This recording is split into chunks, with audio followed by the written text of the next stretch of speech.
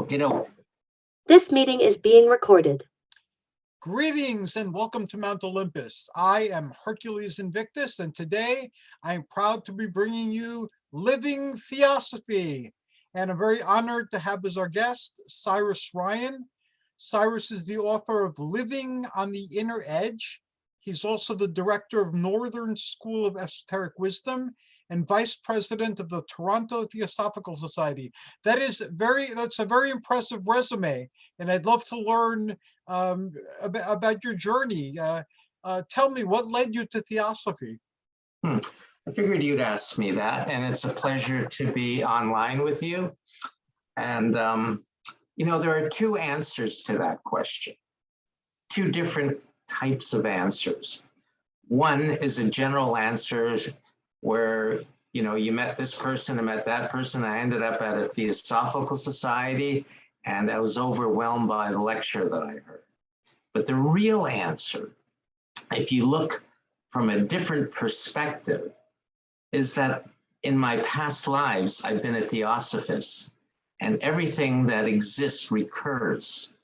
So my bumping into from a friend who said, why don't you go here and see what this is about? Oh, okay, sort of. There's a bit more of a story involved in it. It's in my book. And then immediately recognizing where I belong. That is a great answer. I too feel like I've been a theosophist before. Theosophia, the term, comes from the Greco-Egyptian times, which are called Hellenistic. Very true. At that time, they had started to discover that aside from the cultural beliefs of the multitudes, the exoteric religions that they were following, there was a commonality in their mystery schools. Yes. And we started sharing this, and it was called Theosophia, the divine wisdom. Yes, and Greece had its mystery schools, as did Egypt. I've been to Egypt a number of times, as I've been to Greece also, but I found certain aspects of Egypt, I don't like to use the term psychic, but let's say ultra sensitive to invisible things. But I found in many of the temples, there were still certain forces functioning.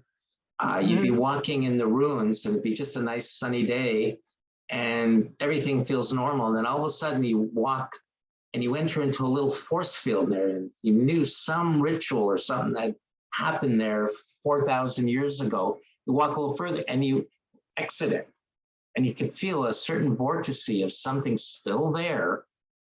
For instance, when you go into the temple of Luxor, when you pass the two colossal statues of Ramses, for some reason there's power. It just overwhelmed me, but once you pass, it's gone. But in between, so something is there. So it's quite amazing. Unfortunately, when I was in Greece, long time ago, I wasn't as sensitive as I've become now, so I don't remember, even though I enjoyed Greece a great deal. I've never been to Egypt. I've always wanted to go. It's still on my bucket list, so who knows? I might wind up there one day in this incarnation.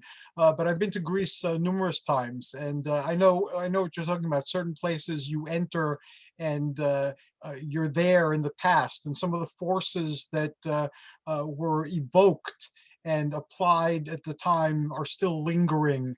And very much aware. So I've had that experience. That is an awesome experience to have, and it connects you to the theosophical current as it moves through history.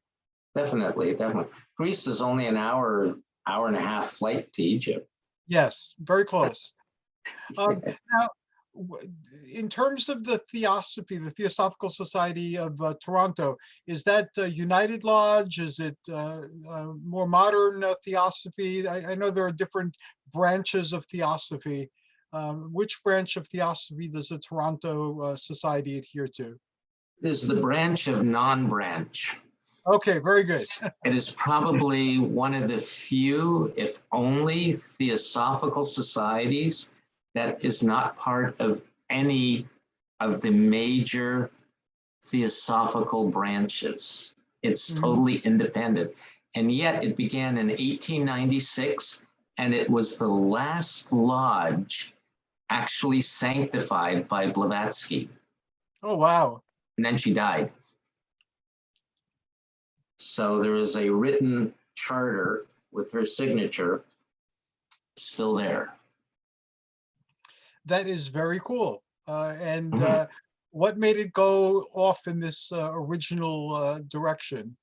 That I don't really know. I'm a Theosophist, but until recently, I was never a member of the Theosophical Society, um, because I find the society, let's just say, far from what I expected.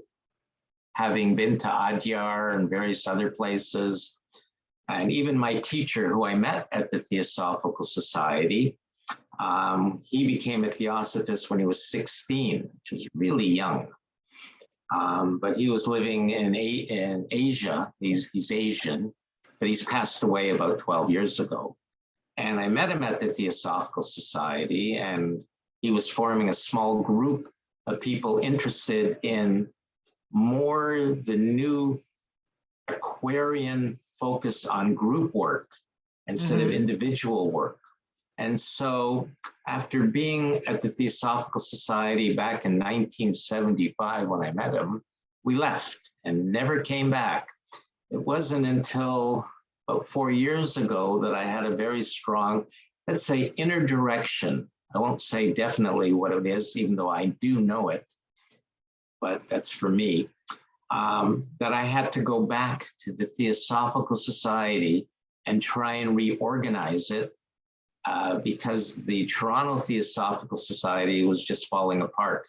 They've got a big building, a huge library, thousands of volumes, because they've been around for so long, but it had no direction. And when I arrived, he maybe had 20 people coming there. And then the president, well, he moved on, and the vice president became the president, much better individual in my opinion. And I was moved and asked to be the vice president. So I became that just recently. And of course, because of COVID, everything's been pretty much closed. So we're just starting to meet in person.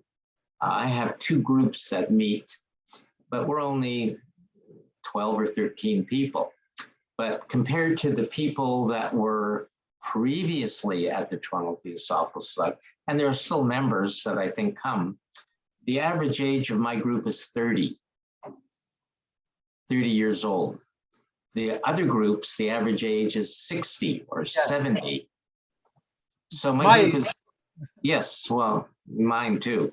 I'm probably older than you are. So it's quite unusual that all my students are in their, well, a couple in their 20s, but all 30. Most of them just passed their first Saturn return. And they're very advanced souls, and all of a sudden they know nothing of Theosophy, but somehow ended up there, which is very interesting.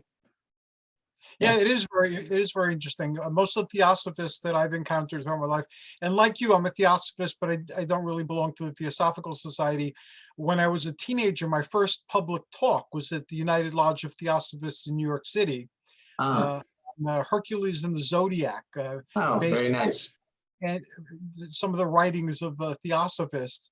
And I've crossed paths with the society here and then and again, and I've studied the teachings of different groups, but I don't belong to any particular organization either. So it's impressive what you've done. Yeah, I've given a couple of talks at the New York Theosophical Society at that building. What's on 53rd Street or 51st Street? I forget. On there, the 50s. Yeah, I remember that. It's a nice building. Their library is a lot smaller than the Toronto Theosophical Society. And I did a WASAC there quite a long time ago. I don't know if you know what WASAC is, but WASAC is coming up. For an esotericist, WASAC is the most important date of the year. It was kept secret until about 1925. It was mentioned a little earlier by Blavatsky, but in passing, not clearly. But it was made more known through the writings of Alice A. Bailey and the Master D.K. that there was what they call the mistake of the Buddha. Though the Buddha was enlightened being beyond our conception, but they're still considered the mistake of the Buddha, is that he gave out a teaching that was too deep for humanity. What a lot of people don't realize that the disciples of the Buddha were enlightened beings. They weren't ordinary men and women. They were already enlightened beings. Ananda, who was very close to the Buddha, was just, how would you say, at the verge of enlightenment. He actually attained his enlightenment after the death of Buddha. Anyways, because of the mistake of the Buddha vowed to return to Earth one day a year in a secret place in the Himalayas. He does that when the moon is full in the sign, astrological sign of Taurus. He does it on the same day, supposedly, we are told or taught, of the day of his parinirvana and the day that he attained enlightenment. So when he comes, he's invoked by one of his great disciples, Lord Maitreya, and the Masters of Wisdom. And at that time, there's a huge spiritual force released through him and through, call it the inner brotherhood, out to the world. So at Wesak, if you have a certain type of ceremony, you may be able to tune into that high energy. And I did one at the New York Theosophical Society. It was quite interesting. They haven't let me back in there since. Okay. There were a few psychic phenomena that went on, and people got scared. And for me, I thought it was kind of cool. Mm-hmm. And after that, they wouldn't talk to me. They're lost. Yeah. Tell me about your book. Yes. How can one live on the inner edge? Not easy, especially today. I was fortunate that I met a teacher who, being Asian, had a different viewpoint than us poor Caucasians here in the West, who grew up comfortable, easy. I mean, I came from a moderate middle-class family. We played golf. I was on hockey teams, played baseball with the YMCA. I mean, I did all those things, through my teenage and university life. I was on the high school basketball team, even though I'm short. I was very fast and very accurate with my shots. Anyways, the perspective of the esoteric work is very different than the Western perspective of spiritual attainment, and the amount of rigor that it takes was a big change for me, coming from the background that I just expressed of comfort. So this teacher, in the book, I call him RN, just the initials RN, and he had a strong first grade. So he had a strong disciplinary focus. So we were taught meditation, how to study. Studying is not reading. Studying is maybe sitting in a posture like on your knees or in a difficult posture and focusing on a page or two, trying to penetrate and not move. Plus your meditation. And as the group that we worked with made progress, and as the we entered, let's call it, into a different inner understanding. The discipline became very intense. Right now, with the group that I have, I'm not nearly as intense, but on full moons, for instance, this past full moon, the group will be restricted in what food they can eat. For instance, just rice and broccoli and water. Plus, they have to do special meditations. And one of them is doing like the Tibetan prostrations. So they had to do 160 a day. Plus, every hour on the hour, they had to focus inwardly in their center of awareness between 8 a.m. and 8 p.m. So that kind of focus creates an inner connection, especially when you do it repeatedly every full moon. You build up an inner, how would you call it? Almost like you're dialing a particular number on a telephone and then you make the connection. It builds the connection because you've created a pattern of discipline. So that's, and then when you're at work, because all the people in the group were all professional, they all had good jobs. Nobody was, you know, how would you say, just a lazy person. Everybody was working, and you have to learn to work and yet not be identified with your work. Doesn't mean you don't do your job well, you do it well, but still you have a certain degree of detachment. So like Karma Yoga, is that what It's a type of, there's different types of Karma Yoga. My wife is a Karma Yogi. She is a nurse. And if you think of what nurses just have gone through with this COVID and everything, she works at a major hospital, but she has saved so many people's lives. She'll tell me, he'll come home, this person was going into this or that. We had to do this and brought him back to life and all this kind of things. That's a Karma Yoga, a real type. But being detached, using a Gurdjieff term, being in the world but not of it, is living on the inner edge, not getting caught by the lure of the materiality, comfort, you know, all these things of the world, and yet living in the world. For instance, I worked in the oil business. I worked for an American Texas multinational oil company. It actually process oils and chemicals. And they have a division up here in Canada. And the people I worked with were the opposite of spirituality. Most of them were gun-toting, heavy drinking. But, you know, when they did their thing, oh, let's go to the bar, I didn't. When they wanted to go here at night, I was finished the meeting, I'd go back to my room and meditate. At first, they found it a little odd, but eventually they understood.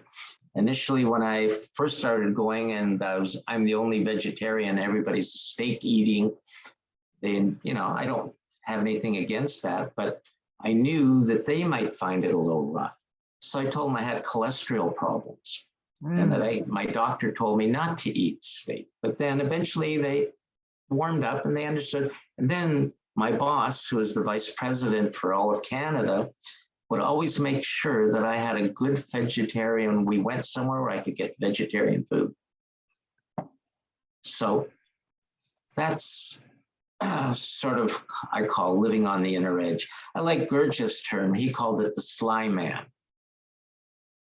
Sly man could invite the devil to lunch, but make the devil pay. It's been many years since I sampled of those waters with Uspensky and Gurdjieff. When I was, I guess, in my late teens, early 20s, I was heavily into the material, but it's been a while since then. I'm in my 60s now. Okay, well, I'm in my 70s. So yeah, Gurdjieff, his teaching is good for breaking away from some of the glamours of a lot of the spirituality, but his teaching lacks compassion. If you take some of the ideas of Gurdjieff and blend it with Buddhism, then you have something very interesting to work with. Because Buddhism is based on love and compassion and the path of the Bodhisattva to serve and help others. So living on the inner edge is that balance. And yet you have to serve. But there are three types of service. A lot of people don't think about them. First, you have to serve your soul. Awaken, find your inner true self. The second is to serve your group. You may have a group on the physical plane that you work with, but we all belong to an inner group. And the third, then serve humanity in whichever way you can. So that's my living on the inner edge a little bit. Those are wise precepts to follow, and it's interesting how you've integrated them into your life and how you're now allowing others to better integrate them into their lives. In order for the oil tycoons to make accommodations for you, you must have been very good at what you did. I found through my life, because I'm very eccentric in my practices as well, I was very good at what I did, so people made allowances for me also. I'm not a vegetarian, but again, I am very eccentric in my life. Oh, that's very good. How about the Northern School of Esoteric Wisdom? Is that something that you founded, or is that something that, like with the Theosophical Society, you went in to fill a need that they have? Not really. You can say the Northern School of Esoteric Wisdom, this is the symbol, was given to me psychically a long, long time ago. I was just sitting in the kitchen and I had a drafting table for a kitchen table. So I'd eat and do my work. I know I'm an artist in my being. So one day I just picked up the pencil and it drew itself. And it took me many years to understand what this symbol is and its meaning. But I developed Northern School before I started going back to the Theosophical Society. It was more of a vehicle for my blogs and my writing, even prior to my book. But it's basically a theosophical school with theosophical ideas in a very broad way. It's not Blavatsky theosophy. It's theosophy that includes like the Alice Bailey work. It includes Agni Yoga. It includes Vajrayana Buddhism. It's very inclusive and eclectic. And Gurdjieff, also Gurdjieff. So, because all of that is theosophy. It's not Theosophical Society. Right? That's one of the reasons. Sorry. I can certainly understand that, and that it's good that you make that distinction. With me, my particular path has taken me back to the mythical and the Greco-Roman Egyptian esoteric traditions that were there when the coin, the Theosophia, was first introduced. And I've been focusing a lot of my life on theurgy, which, like theosophy means divine wisdom or divine insight, theurgy means divine deeds. So in some ways, ceremonial magic, as it's practiced in the West, sprang from theurgy. And in other ways, it's very much like karma yoga, that basically you're in the world, you're here to access, channel, not in a medium type of channel, but to channel energies and to anchor them in this world. So you become an instrument for the divine, and your actions become one with the divine will toward the service of humanity as well as divinity. So as you know, one of the good things about theosophy is it's very versatile, and it is culturally adaptable to different perspectives that might not normally on an exoteric level seem like they're united. So you've taken the wisdom as it's manifested in various schools, and you've put it together in such a way that you benefit from the good points that are in each of them, and then compensate for some of the shortcomings that they have. So it's a very interesting blend of wisdom teachings that you've selected and synthesized for the Northern School of Esoteric Wisdom. Yeah. It's not so much my choice. We really don't have choice, but most of it is a carryover from how I've been taught by my teacher. Okay. Before he died, he had become, as they say, initiates are not born, but they become. And he became an initiate, and I watched him, plus learned a great deal and experience. In my book, there is a chapter on the ordeal and what kind of ordeal an individual his lasted for over 10 years, a constant ordeal. And I helped them through 4 of those years directly. And then when he passed through that, then he started to have what they call cities. He wasn't looking for it, but eventually had abilities that could help change an individual through his abilities, which are very unusual to run into here in the West. But Theosophy itself, I've given lectures in New York City, as I mentioned, at Leeds in England. I've been there a few times. I do, before COVID, I did a lot of traveling. My wife and I traveled a lot. But most of the Theosophical societies, people come, they sit, and there's a lecture. You got a library, you go and read and study. With my groups and how I'm trying to change the Theosophical Society, at least in Toronto, since we're independent and we're tiny, is to make it involved in the group work, or at least to have groups there that are willing to be involved in a group work, and where they meditate, study, and are active in some way in the community. We've had 3 symposiums, again, just prior to COVID, with a symposium on alternative healing, then a symposium on the ageless wisdom, and then a conference on bringing back the masters. Now, the Theosophical Society was begun. Everybody focuses on Blavatsky, HPB, but really there were 3 masters behind Blavatsky, the Master Kutumi, the Master Moria, and the Master Dwakul, or DK as he's known today. But if you study the history of Theosophical Society, there were so many Theosophists, because they never experienced the masters, have basically pushed them out. All right, and then the New Age sort of brought them back in, but in a lot of ways, in a more of a fantasy way, of a wish fulfillment, not in the reality of what a master of wisdom is. So I'm working at the Toronto Theosophical Society and started with the conference on bringing back the masters to help bring back the knowledge and the root aspect of the purpose of the masters of wisdom relative to humanity and relative to an individual aspirant on the path to return, as it's called. Because the concept or the idea of lineage is very important. The Tibetans understood that.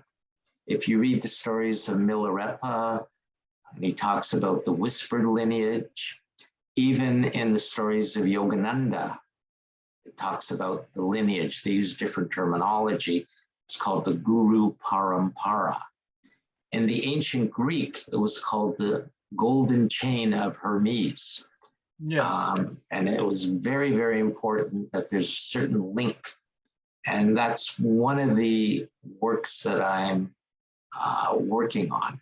If you read my book, in the introduction, it tells that in 1978, I was contacted by one of these masters of wisdom, what surprised me a great deal because I didn't expect that.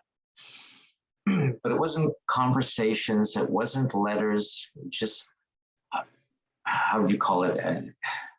It's the correct word.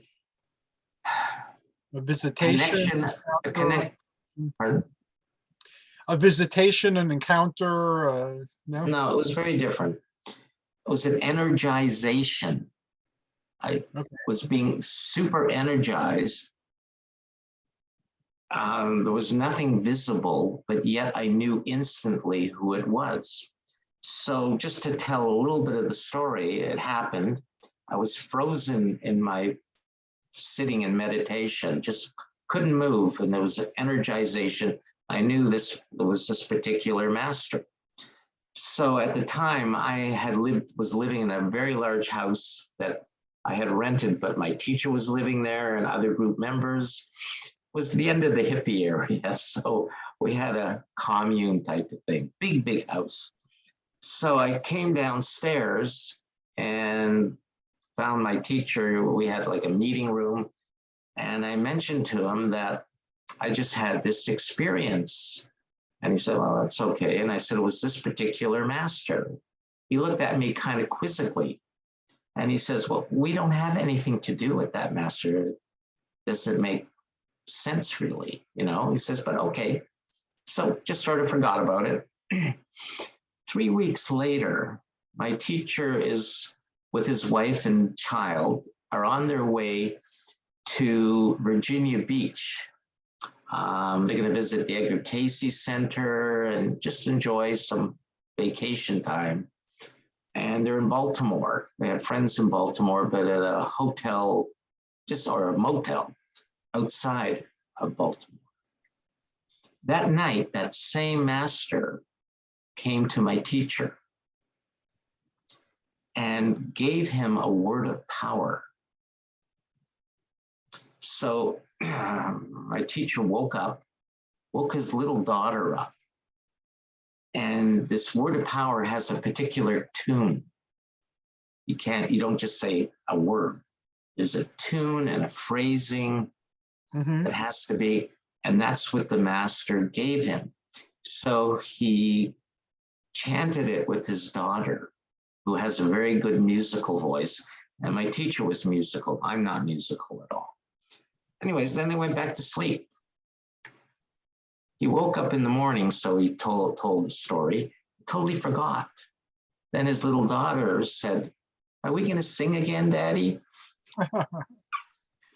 Then he remembered, and they practiced it. And then he came back to Toronto and he taught the group. There was only about 7 or 8 of us.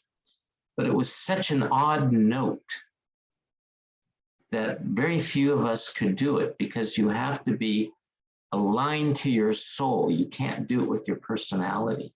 It took me a couple of years before I got it. But the interesting thing is that it was the same master, which just confirmed my experience. Was this Hilarion? Because Hilarion often, he focuses a lot on the classical Greco-Roman golden chain. I'm sorry, I don't know what that name is. It's in English, they call it Hilarion, but it's Hilarion. I don't know that word at all. Okay. He was listed among the Theosophical in some of the works. Hilarion. Oh, Hilarion. Hilarion, sorry, I pronounced it Hilarion. Hilarion is in English. In Greek, it's Hilarion. Okay, yeah, he's actually Egyptian, but no, it was the Master Rakasi, the Master R, as he's known. Okay.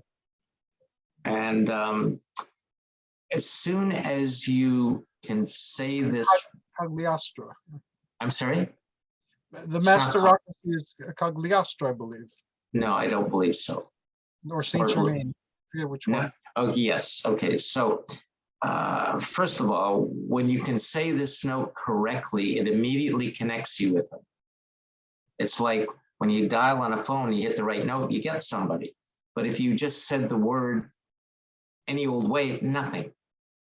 but he's connected the word through my teacher, who could then connect the group. So that was my first experience of one of these masters of wisdom. And of course, it's expanded. That was 1978. It's quite a number of years ago. The master Saint Germain, again, was a very unique individual. But the master, let's call it, faked his death. And the master Rakasi has moved onto a higher initiation. Thus, the master Saint Germain is no longer master Rakasi. He actually doesn't, from what I understand, like that being referred as that, because it's at a lower vibration. It's a different focus. Though the master Saint Germain during his time was a very interesting individual. If someone is interested, there's a book called Zanoni. It was written, Zanoni is Z-A-N-O-N-I.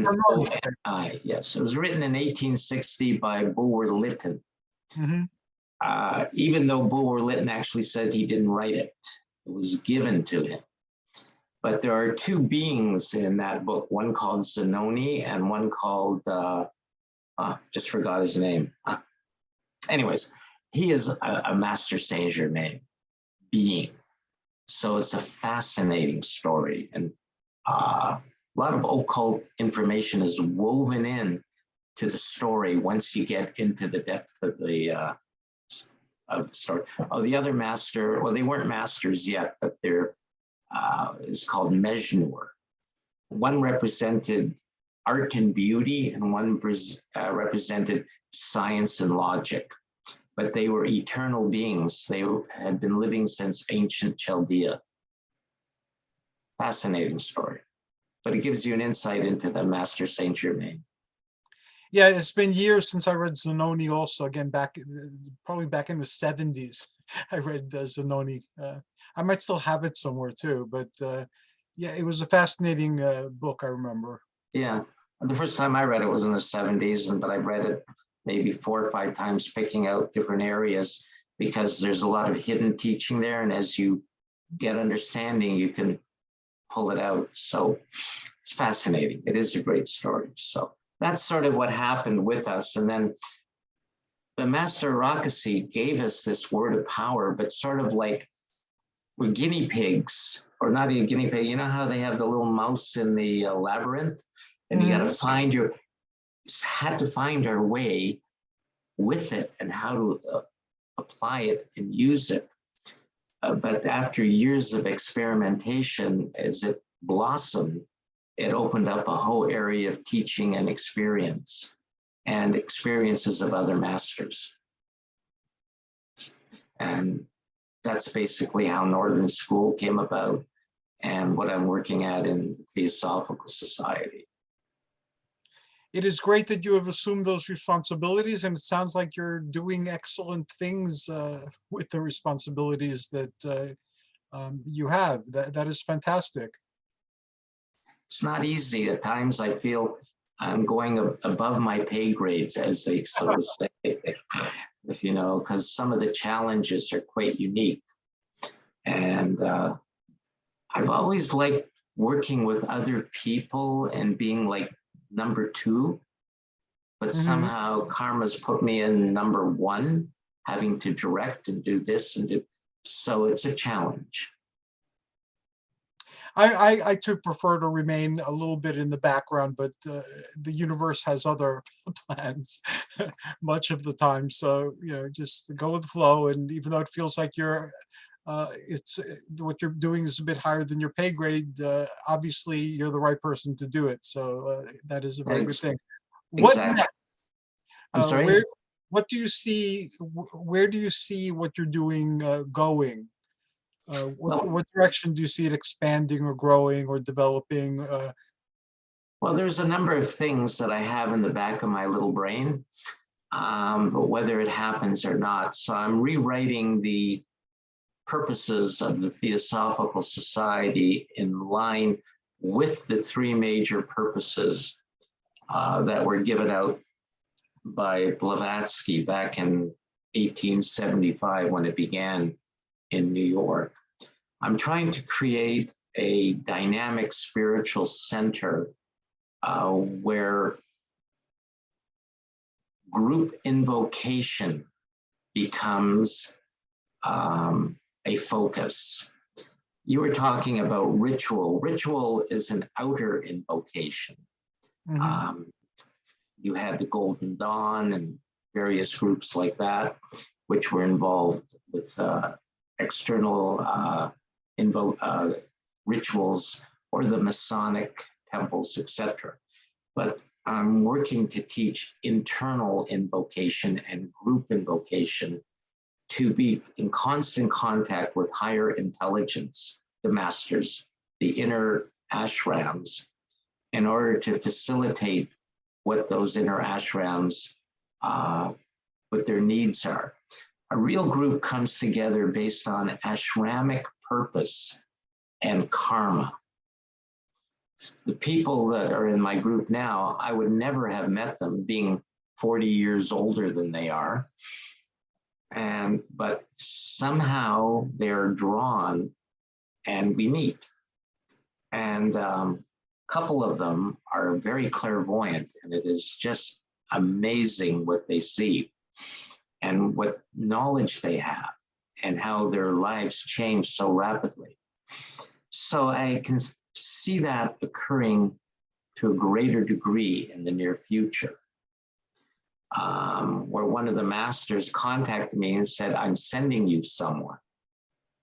And then several weeks later, an individual shows up out of nowhere, basically. Very intuitive individual. Anyways, so I see that happening and building up this particular center in the Toronto Theosophical Society. That's my main focus with this group work. We're planning a WASAC, which will be May 16th. We've had 3 before, but they were all before COVID. Now this will be in person because we're opened up, and hopefully it stays that way. And we're doing a trip to India in September 6th, a whole group of us. And we're going to the Himalayas, which I've been to numerous times. And we're going to meditate there as a group and see what happens. That's as far as we've seen so far. I have another book in the works, almost finished. And it's on the Golden Chain, the second book that you're working on? I'm sorry, on the Golden Chain, the Hermetic. On the inner edge. It was on the inner edge. Okay. But it's going to be more, a little bit more about the masters. I was very reticent to talk about them. And my first experience, as I said, was in 1978. But I never even mentioned them until I published my book in 2018. Kept it secret all that time, except within the group. There are certain group rules that you don't allow certain things outside of the group. There are certain things you can do outside of the group, but there's a difference between very esoteric and what people consider esoteric. The real esoteric would scare a lot of people. It is not what you can read about. You can't find it on Google. You can find hints in books, but not the real esoteric. It's scary. So we would not talk about it. Synchronicity there. I just gave the exact same speech, Yeah. this part of it, to somebody a day ago. Anyway, you stated it very well, but yes, you're very right. Yeah, so my book alludes to certain things, but it can't tell everything. Okay. You know, for instance, one thing I can tell a couple of stories if you want, that are in the book, if you like, or if you care. I'd like that. We don't have a lot more time today, but I plan on inviting you back on you're doing more than an hour and some minutes can cover. So Oh, okay, that's true. We're about 6 minutes shy of an hour. I'm extending it though because we started a little late. So Okay. So if you want one story, it's up to you. It's short. I'll make it Sure. quick. That'd be great. In India, there's some mystical caves called the Allura Caves.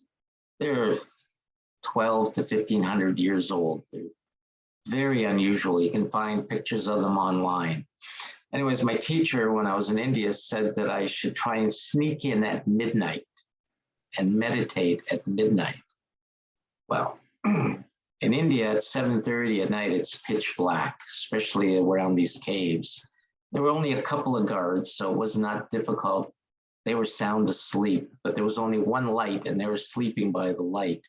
So I sneaked in to this cave that had this large Buddha statue that was carved out of living rock.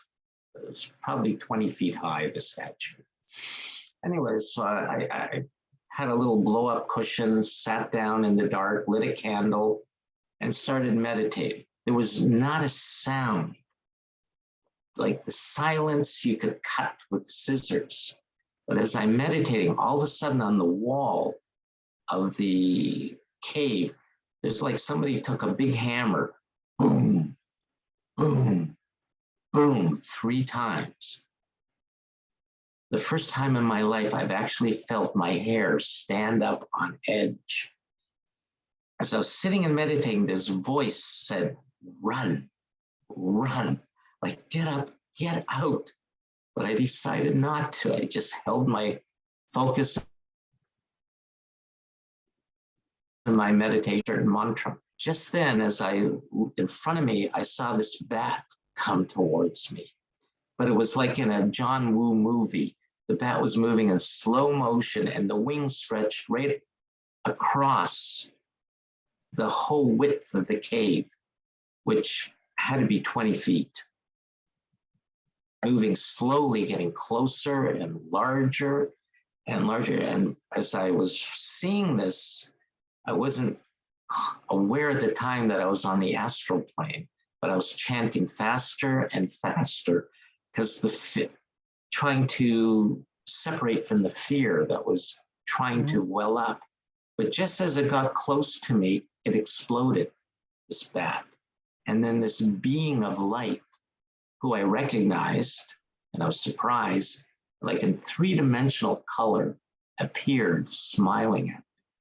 And then he charged my chakras for, 30 seconds or something. And then everything just went back to normal. It was a very unusual experience. That was in 1977, one of my first big psychic experiences. It's in the book. In the first book, in the one that's out Yes. already. Okay. Yes. So buy the book, Living on the Inner Edge. When we close, the last few minutes are going to be, how can people contact you? Where can they go to get your book? Where can they go to attend your activities? And how can they get involved with your schools? I always make sure that we cover that. Yes, Sure. people buy the book. There's a lot of fascinating stories in the book, and we just got the slightest of samples here today. Great, that's perfect. Yes. So the book is available, I should say now, on Amazon. It's probably available at quite a few other stores. What's that big one in the States? Barnes and Noble? Yes, Barnes and Noble, places like that. And I'm in Toronto, Canada, at the Toronto Theosophical Society. We're open Tuesdays. There are some other groups there just starting to come back after COVID, but I'm there on Tuesdays between 7:30 and 10 generally. And Northern School, you can just Google Northern School of Esoteric Wisdom and or the Toronto Theosophical Society. That's the best way to get hold of it.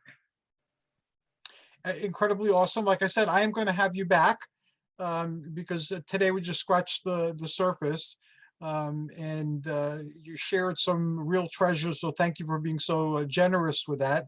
And also, I'm going to invite you to our Theosophy panels when I hold them. I've been doing this with theurgists for the past half a decade now, Oh, cool. where every month we have theurgists, including like the Grandmaster of the Aurum Solis, and authors who've written extensively about theurgy, and we discuss theurgy.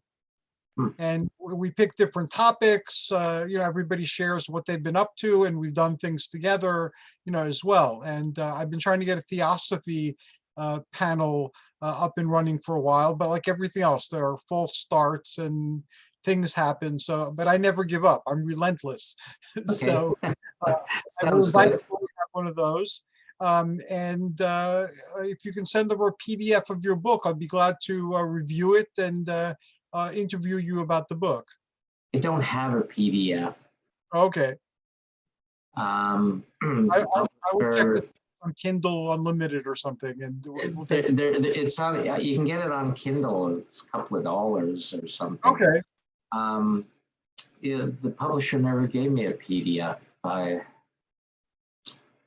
Because people have asked me that before, and so it is available. It's available as an ebook, as a Kindle, and as a soft cover. Very cool. Now, you and I have found our path in Theosophy, or our paths are heavily influenced by Theosophy. For Yes. people out there who feel this stirring inside but don't know how to start or don't know where to start, what would you best recommend? Aside from reading your book, what would you best recommend? Books are your real teachers.